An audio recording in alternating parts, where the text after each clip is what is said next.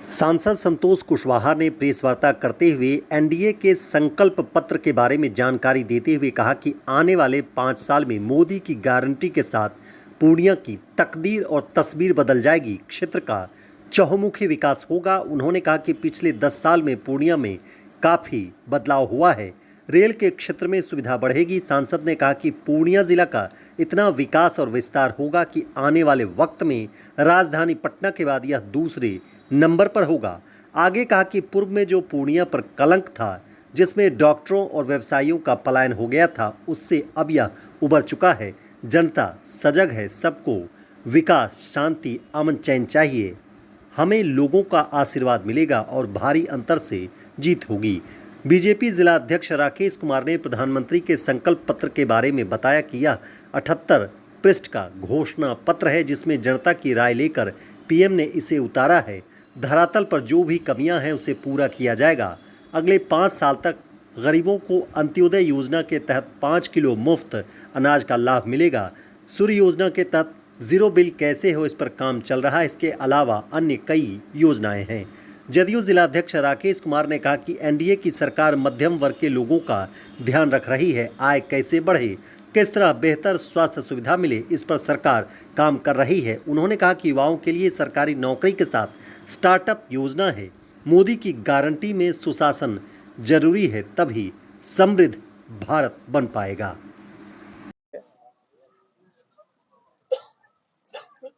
जो एनडीए की जो सरकार है, जिसका नेतृत्व हमारे यशस्वी प्रधानमंत्री जी मोदी जी कर रहे हैं, उसके संकल्प पत्र, घोषणा पत्र, संकल्प पत्र, मोदी जी हमेशा संकल्प की बात करते हैं, गारंटी की बात करते हैं। इसको लेकर के अभी हम दोनों जिला अध्यक्ष राकेश जो है आपके बीच में उनकी बातों को, उनके संकल्प को आपके पास पहुंचाने का एक छोटा सा प्रयास है। मोदी जी जो आने वाले समय में, जो अगले 5 साल जो अपने सरकार के द्वारा भारत के 140 करोड़ जनता के बीच में जो संकल्प लेकर के आए हैं, जिसको लेकर के वो चुनाव में भी हम लोग उसकी बातें कर रहे हैं, विकास की बातें कर रहे हैं, उनकी गारंटी की बातें कर रहे हैं, उसकी प्रमुख बिंदुओं को आप लोग के बीच में रखेंगे। प्रधानमंत्री जी ने जनता से ही राय लेकर के नरेंद्र मोदी ऐप पे बीच बीच में पेटी रख करके जनता के बीच में कि जनता को क्या चाहिए, जनता को किस तरह की जरूरतें हैं, धरातल पे किस तरह की कमियां हैं, क्योंकि सारी कमियों को दूर करना है। इसको लेकर के उन्होंने एक संकल्प पत्र बनाया है।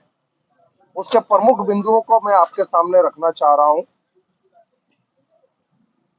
इस बीच में हमारे सांसद जी भी हमारे बीच में उपस्थित होंगे और वो भी कई विषय को आप लोग के सामने रखेंगे।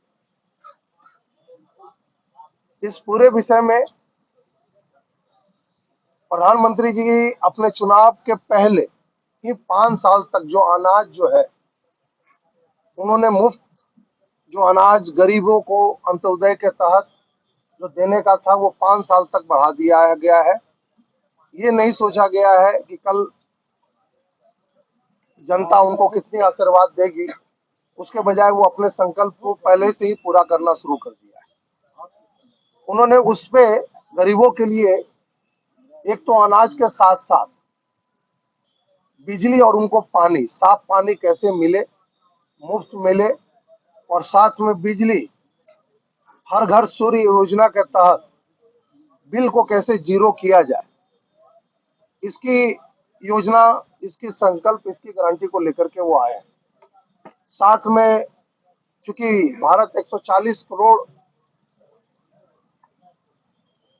लोगों का देश है, इसके लिए हम लोग को खाद्यान्न में कैसे मजबूत बनाए, इसकी योजना को भी उनको चालू करना है, ताकि आने वाले समय में भी हमारी महंगाई दर को कम रखा जाएगा और सभी लोगों को सभी सुविधाएं मिले। जो एक बुनियादी सुविधाएं हैं उसको ध्यान में रख करके किया गया। किसान सम्मान योजना को लगातार बढ़ाए रखने का और इसको बेहतर बनाए रखने का भी प्रयास किया जाएगा। नारी शक्ति वंदन के तहत करीब 3 करोड़ की दीदी को, स्वावलंबी दीदी को लखपति दीदी बनाया जाएगा।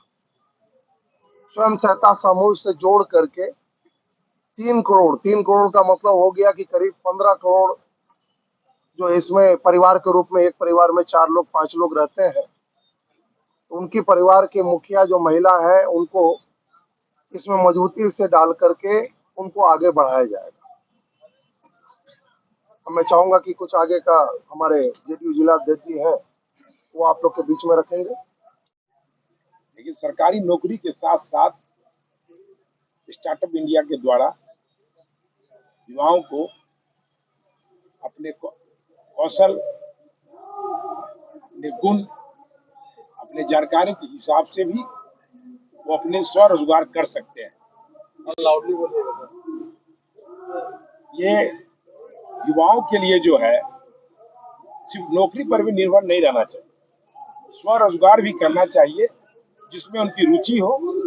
उसके लिए वित्तीय प्रबंधन भी इसमें जिक्र है, उसके लिए भी वित्तीय प्रबंधन होता रहा है और भी मजबूती से इसको किया जाएगा।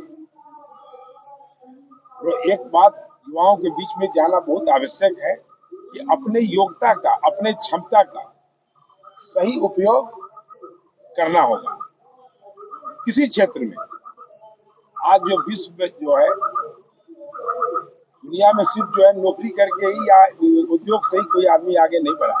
सभी सेक्टर में जाना होगा, खेल की दुनिया में जाना होगा, फिल्मी दुनिया में भी जाना होगा, नाट्य में भी जाना होगा, साहित्य में भी जाना होगा। हर क्षेत्र में युवाओं के लिए बहुत संभावना खुला हुआ, उसका भी लाभ लेना चाहिए। सुशासन में